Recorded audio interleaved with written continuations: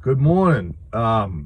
Just I wanted to share. I grew up in Boston, and I remember watching the Red Sox in the 1980s.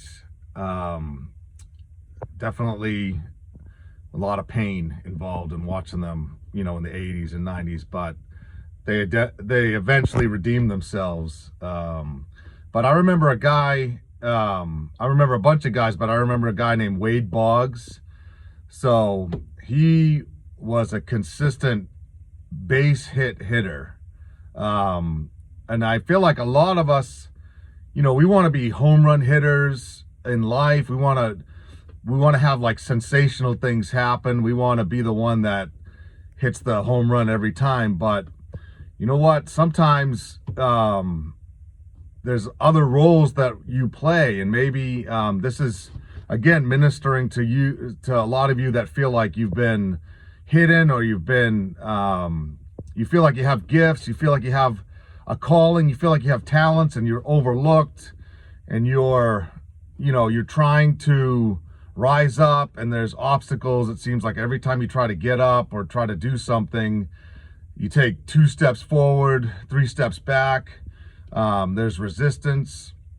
But Wade Boggs was persistent, and most of the time he would get a base hit, and he was consistent though. And I just want to read a Bible verse. It says, Proverbs 10:4 says, he who has a slack hand becomes poor, but the hand of the diligent makes rich. And the meaning of diligence is steady, earnest, and energetic effort, devoted and painstaking work and application to accomplish an undertaking. So sometimes diligence is just the little things, the little consistent habits that are painstaking. Maybe you have a family, maybe you got to get up early, maybe you got to get up at 5 a.m.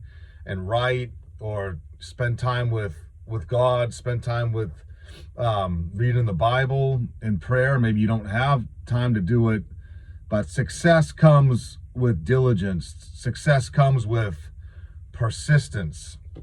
And many of you, again, you're looking for that golden opportunity, the one opportunity that's going to come where my light is going to shine, and I'm going to, be the man who I'm supposed to be, and people are going to notice me.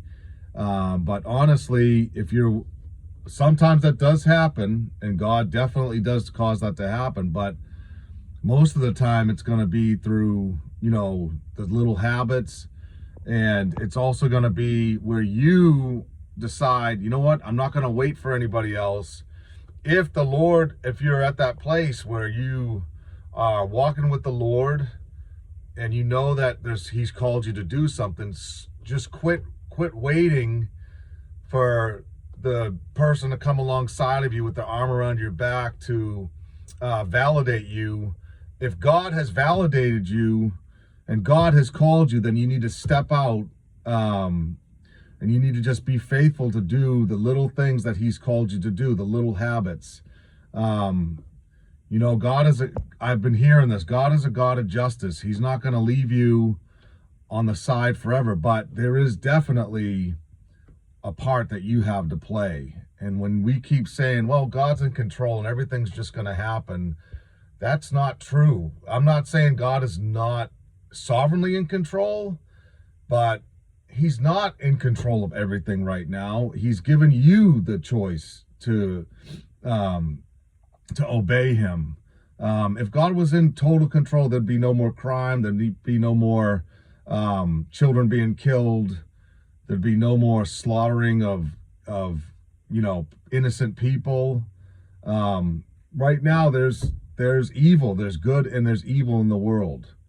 And like I said, I'm not saying God doesn't know what's happening, and he is sovereignly in control, but there's a lot of things that he's given to you and me. So I want to encourage you. It's time. It's time for you to step out. It's time for you to just seek the Lord, trust him, and know that he's for you. But you gotta begin to swing. You gotta begin to, and I'm talking to myself, We don't want to, some of you are like, I'm tired of being on the sidelines. I'm tired of always being on the outside.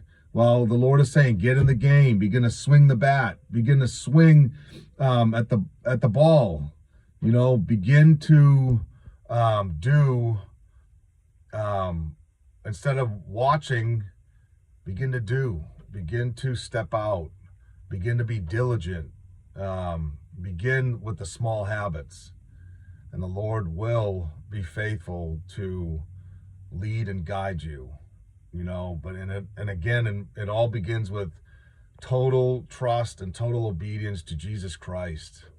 That's success in life. First begins with following Jesus and being faithful to him. To hear him say at the end of your life, well done, good and faithful servant. That is what success is. So that's what success is, but Jesus is the foundation for everything that we do in life. So quit looking from the sidelines, begin to believe, begin to see yourself how God sees you, more than a conqueror. You are more than a conqueror. No weapon formed against you can prosper. All right, God bless. Have a great, what day is it?